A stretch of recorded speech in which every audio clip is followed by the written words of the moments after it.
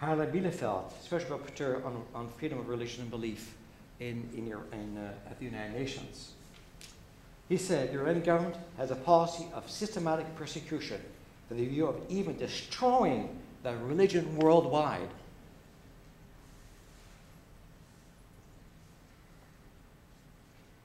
It is very clear articulated policy of extreme hostility. Asked whether he had received any response from Iran to his statements on the issue, Dr. Bielefeld replied, the typical response is the following: Baha'ism is not a religion, it's a cult, it's an evil cult.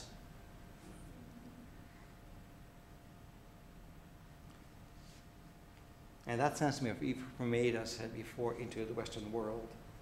They were a cult. They distinguish between genuine religions in understanding the divinely revealed religions of Judaism, Christianity, and of course Islam. And the rest, he said, so this is a problem. I mean, they really excommunicate systematically the Baha'is from the application of freedom of religion or belief by simply denying their faith to have the status of a religion.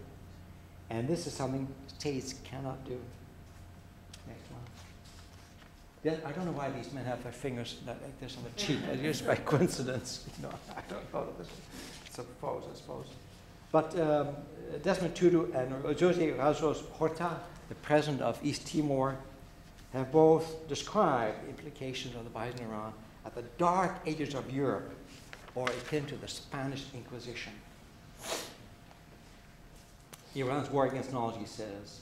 In a letter, the Nobel laureates call upon the Iranian government to release unconditionally and drop charges against the 7 Baha'is currently on trial in Iran for their educational activities. But it's not possible.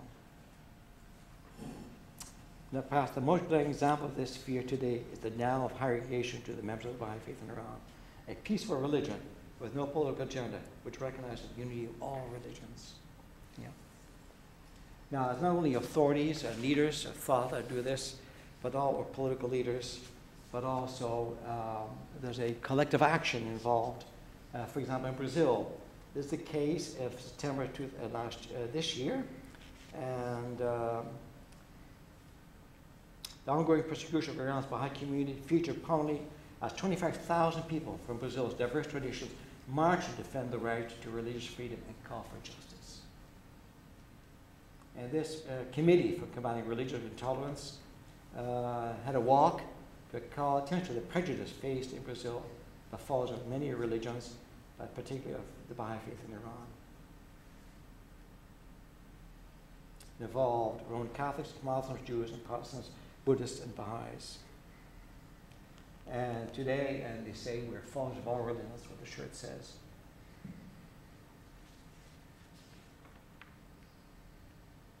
And Canada Senate, next one. There's 2 more images.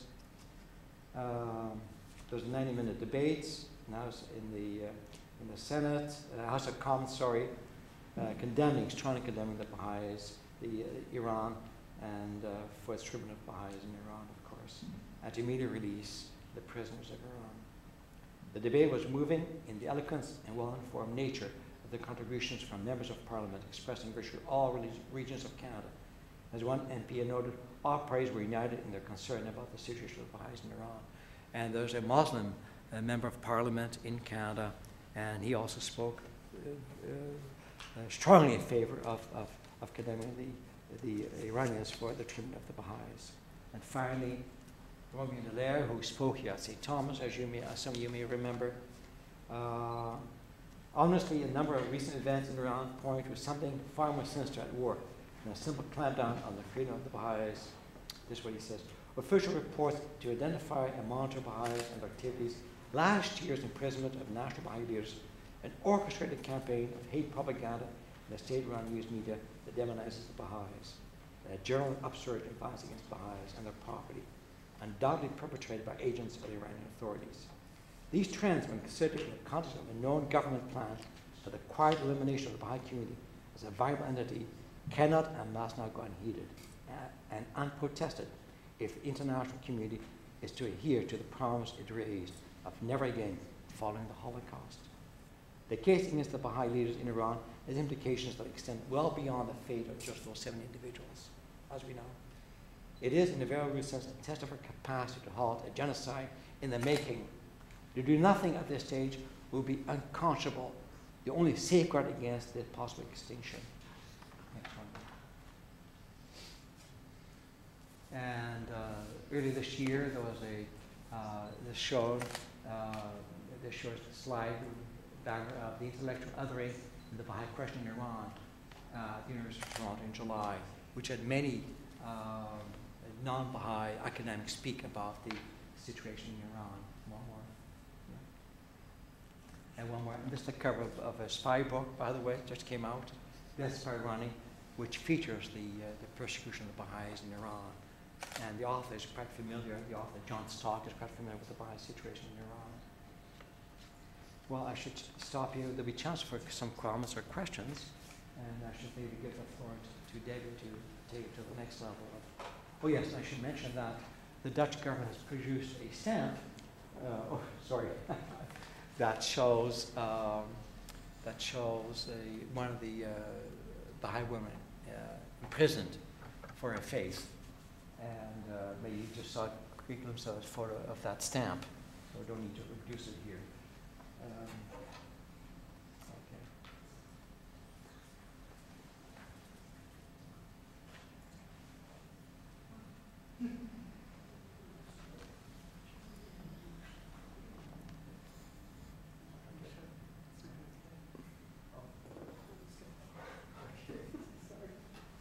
There was a video of Rainn Wilson talking about the deprivation of education to Baha'is in Iran, but somehow.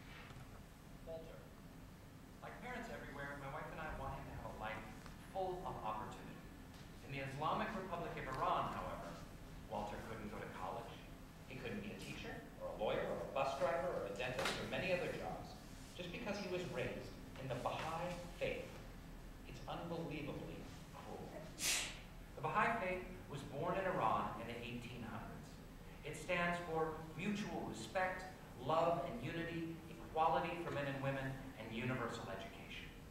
But since its inception, Iranian authorities have systematically persecuted the Baha'i community. Tens of thousands of Baha'is have been imprisoned, tortured, and executed. And now, tens of thousands more are being denied the most basic rights, including the right to higher education. So in 1987, volunteer teachers and professors in Iran formed the BIHE, or Baha'i Institute for Higher Education, to give young Baha'is their only chance to study at university level. This underground college's wide-ranging curriculum has uplifted the lives of thousands of Baha'is of all ages. Young Baha'is are finally able to study sciences and poetry, and medicine and math, classes in kitchens and living rooms and basements all across the country. However, in May, a series of raids and arrests shut down the Baha'i Institute for Higher Education. Textbooks and computers were seized. Over a dozen school officials are now in prison for doing nothing more than trying to teach. We're all part of one human family. An attack on the minds and spirits of Baha'is in Iran is striking his people everywhere. You can help. Please visit educationunderfire.com. If we've learned anything, it's that we all need to learn.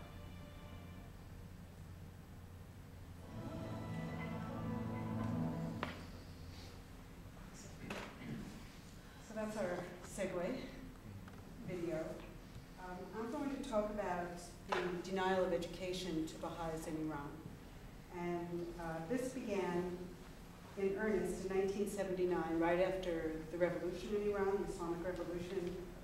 Since then, there has been a systematic deprivation of the right to education. Baha'is have been denied entry into university and college. A large number of children and youth were expelled from school. And these expulsions were across the whole system, from the smallest children up through university. In the 1990s, there was international pressure, and as a result of that pressure, primary and secondary school children have been allowed to enroll, but the ban on post-secondary students has remained. And it's very creative ways of keeping these students out of school. So for example, in Iran, if you want to go to university, you have to take a national entrance exam. And what you must do on that exam is declare your religion. And only 4 religions are listed on the form, 4 official religions: Islam, Christianity, Judaism, and Zoroastrianism. Otherwise, you would be excluded. So the Baha'is who tried to take that exam either left that blank, or they wrote Baha'i on the margin of their registration form. And therefore, they were not given entrance cards, so they weren't even allowed to take the exam. In 2003, the government announced that it would drop the declaration of religion on the application for the exam. And so about 1,000 Baha'i students, thinking things were looking up, registered to take the exam. But the exam included a religious segment, and so when you took that exam, you had to take a test about one of the 4 religions that are officially recognized in Iran. So most of the Baha'is took the test having to do with Islam, because Islam, as being the state religion, all you had to do was go to school, and you would know a great deal about Islam, just like children who go to school here, even without a state religion, would know a lot more about Christianity than any other religion they weren't a member of. So they took those. When the results came in, the government had printed Islam in the data field listing the students' religion, since they had taken the exam about Islam. The Baha'i students protested. The officials seemed to be sympathetic at the beginning, but of the 800 Baha'i students who had passed the exam, only 10 were admitted to university. And those 10, in sympathy and in solidarity with the other 790, are refused to go, declined to register. And there's a particular story, just to give it a kind of personal face of a young woman named Shari. She's a Baha'i, and she ranked 151 in the country on the exam, putting her in the top 1% of candidates who took that exam. She was obviously very excited about the result, and she began the online process of selecting her courses. But when the results of those applications were listed, she discovered that her submission had been rejected as incomplete files. Undeterred, she courageously went to the regional office, and if you saw some of those pictures, you can imagine that any of these protests courageously is an understatement for what it took to do that.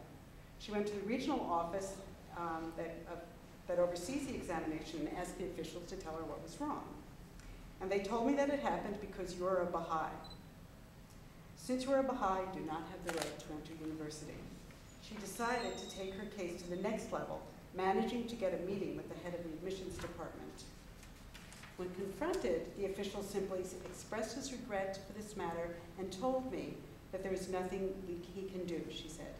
He said there is no way out of this, and even if you enter university, you would be expelled within 3 or 4 terms.